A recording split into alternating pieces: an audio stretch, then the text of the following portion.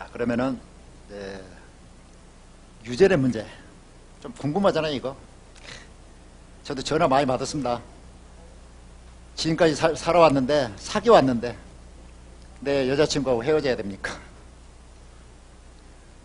아빠 나 결혼하는데 남자친구 체질 봐줘. 그런 질문을 많이 받아요. 전화도 많이 받았습니다. 그래서 이번 강의는 체질의 유전과 체질궁합 그 비밀에 대해서 말씀을 드리겠습니다. 자, 아까 살펴봤다시피 체질은 유전이 된다고 그랬잖아요. 체질은 유전이 되는데 생명체가 탄생할 때는 자아와 상아가 정확히 만나가지고 어떤 세계의 차이에 의해서 생명체가 결정이 된다. 그때 부모로부터 유전이 되는 게 그 차이가 있다. 비율이. 그게 유전이라고 그랬어요. 그래서 체질이 결정된다고 그랬잖아요. 그 체질은 유전이 됩니다. 바로 체질은 생명표로 표현이 되는데 거기에 하나님의 섭리가 있어요. 체질은 우리 하나님이 주신 그거예요. 너는 이렇게 살아라 하는 거예요. 그런데 하나 인간도 유기체잖아요. 유기체의 생명체는 뭐예요? 자아를 유전하는 게 결국은 우리 과학적으로 볼 때 DNA가 자아가 거쳐간다고 봐요. 그래서 DNA하고 RNA 이렇게 만나가지고 뭐가 되는데 정확히 인간은 그 감수 분열해가지고 정확히 만나잖아요. 수정체가. 그래서 감수 분열을 통해서 형성된 생식세포 이게 만남이 수정란이란 말이죠. 이 수정란은 부모에서 정확히 받은 거다. 근데 거기에 생명장이 형성이 되면서 자아와 상아가 정확히 작용이 된다. 근데 우세한 쪽을 받아요. 부모 중에 우세한 쪽에 체질을 받는단 말이죠.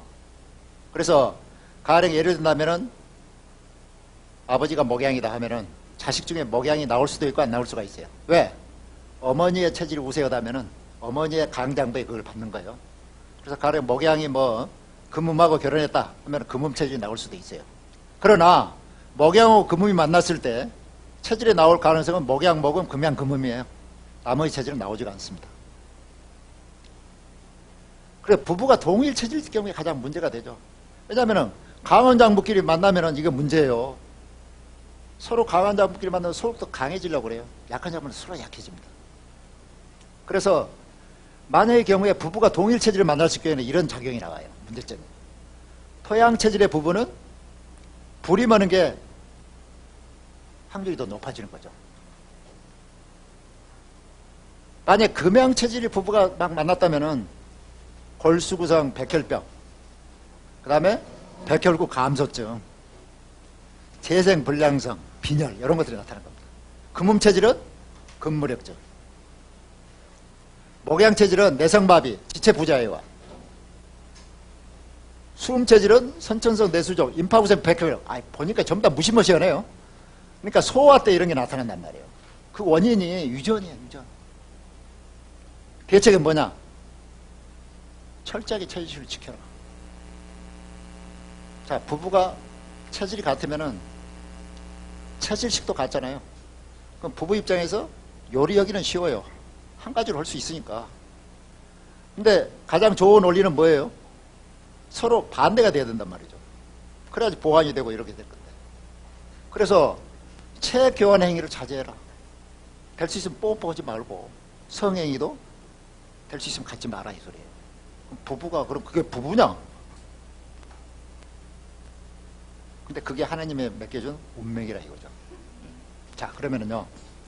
여기서 팔체질 궁합이라는 건 체질적으로 몸의 측면에서 말하는 거예요. 몸. 단순히. 몸이 그러니까 가령 금이면은 금양과 금음으로 나눠지는데, 자, 금음의 입장에서 보면은 정반대 실서로 연결되는 게 목음이에요. 그럼 목음 체질이 1번으로 좋아요. 배우자로서. 그 다음 두 번째는 목양이 아니고 토양 체질이 두 번째 좋아요.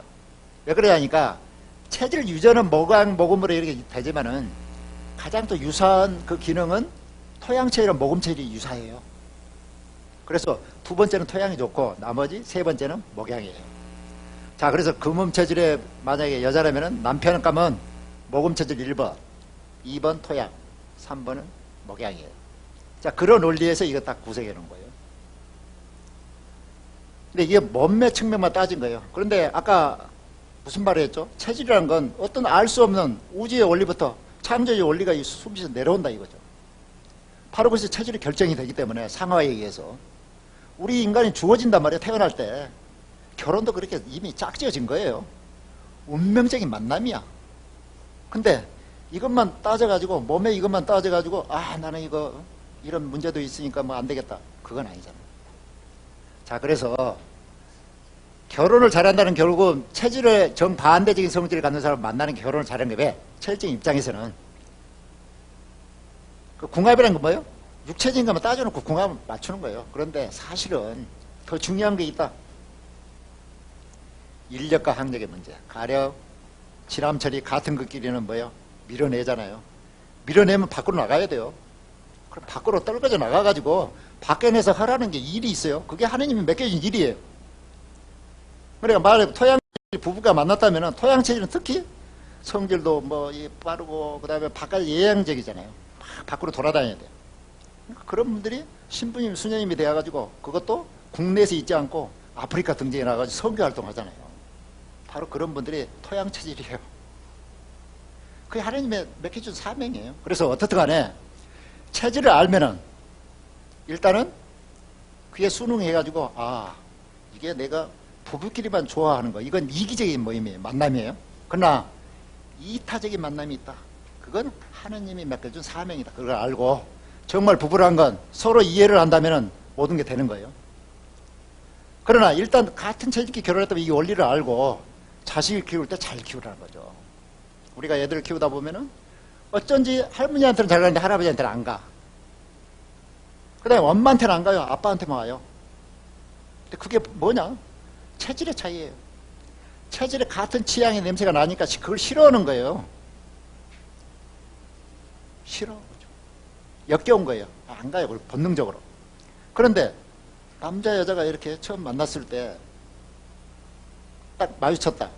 어쩐지 끌리는 그게 있어요. 어쩐지 몰라 뭐가 끌려.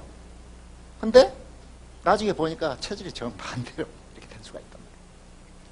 그래서 여기서 보면은 이 인력과 학력 이건 정말 잘 만나는 그 체질적으로 따지면 몸의 측면만 따진다면은 정반대의 체질을 만날 수 있는데 그러나 거기에는 그것만이 아니고 하나님이 주신 소명이 있다.